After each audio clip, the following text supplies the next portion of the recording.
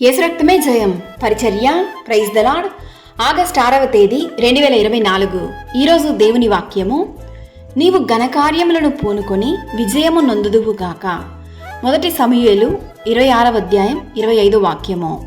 అవును క్రీస్తునందు ప్రియులారా, రాజైనటువంటి సౌలు దావీదును తరుముచు దావీదు ఉన్న చోటకి 3000 మందిని ఏర్పరచుకొని జీబు అరణ్యమునకు పోయెను. దండు క్రొత్తలములో పండుకొని నిద్రించుచుండగా అతని తలగడ దగ్గరనున్న ఈటను తీసుకొని నీళ్ల బుడ్డిని తీసుకొని సౌలును చంపడానికి ఆస్కారమున్నను ఒక గొప్ప మాటలు పలుకుచున్నాడు.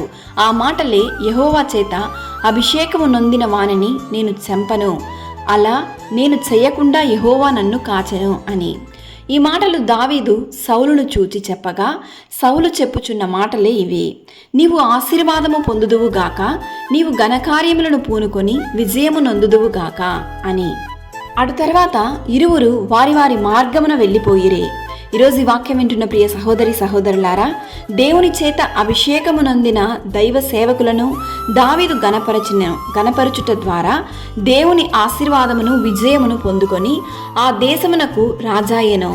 దైవ సేవకులకు దైవ జనులకు ఏ హాని చేయకూడదు అని దేవుడు ఈ వాక్యం ద్వారా మనల్ని హెచ్చరిస్తున్నాడు. నీవు దేవునికి ప్రియమైన బిడ్డగా జీవిస్తే నీవు ఘనకార్యములను పూనుకొని విజయము నొందుదువు. సకల ఘనత మహిమ ప్రభావములు యేసయ్యకు మాత్రమే కలుగును గాక. ఆమేన్. God bless you.